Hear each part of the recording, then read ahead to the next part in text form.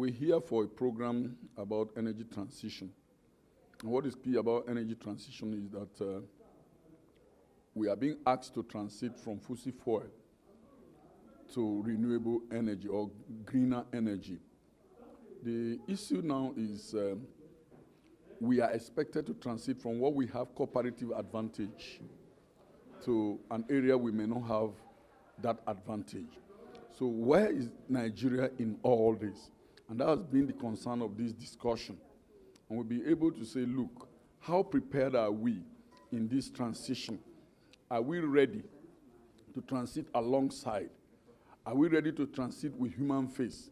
And so it is the concern that, can we do it differently? Can we still have the crude and then get other products from the crude that will give us a greener energy that will not compromise the environment? Because a situation where we are asked to transit from crude oil, which also known as fossil fuel, which we have comparative advantage, just like we transited from coal. Today, the developed countries are still using coal, but we have abandoned our own.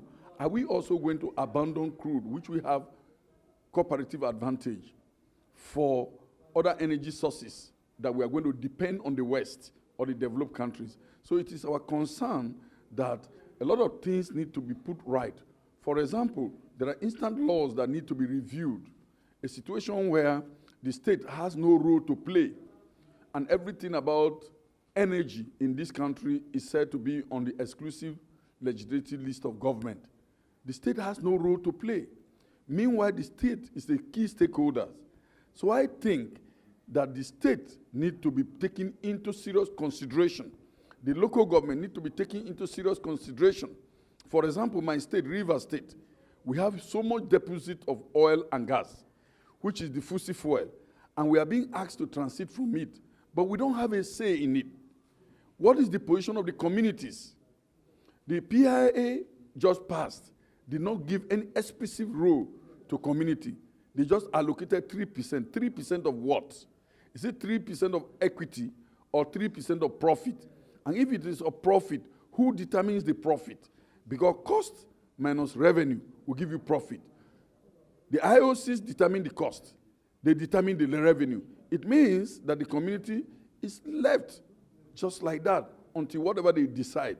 And until communities are taken seriously, then this transition will not make any meaning. Now, how are we also prepared in terms of curriculum development? Have we been able to tailor our curriculum towards renewable energy? As we speak today, the universities are still busy with petroleum engineering, and we are transiting from petroleum. So where are we transiting to? It's also an issue. Another very core important area is the area of technology.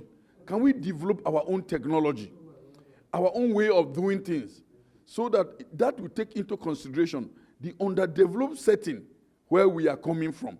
Because policies in the developed economies may not be able to work well in our own economy that is underdeveloped. So can we have a way we do our own transition in such a way that as we transiting, we'll transit with the human face. We'll transit not putting hunger back to the people, but we'll transit and develop the people, and everybody will be happy. It is only when we do that, then the buy-in will be holistic. There's also the need for high level of sensitization, because as we speak, a lot of people don't know that we're transiting. As a stakeholder from an oil-producing community, do my community know that there is transition? Do my local government know that there is transition? And if they don't know, who is responsible to be able to sensitize them? And so, a call for government of all levels to take this transition seriously. A call for civil society organizations to take this transition seriously. A call for the media to take this transition seriously, so that we can properly position the Nigerian economy in such a way that we are not going to be over-dependent on what will be thrown at us. Rather, we'll be able to develop at our own pace, develop our technology, develop our curriculum, and position ourselves so that we will be able to articulate and get the very best for our own people. I think this is what we need to look at more. In everything we are doing, the community is key. The IOCs must also change their way. Government must also reduce the high level of bureaucracy so that we will be able to have a smooth transition.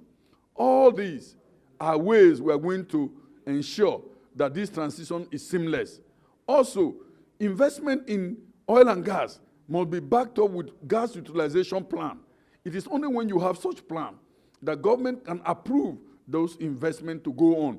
And once those investments go on, we know that gas is not going to be abused or flared again that will compromise the environment. So we have an objective to achieve by getting climate change, but we must also do that by not being hungry or putting hunger back to our people.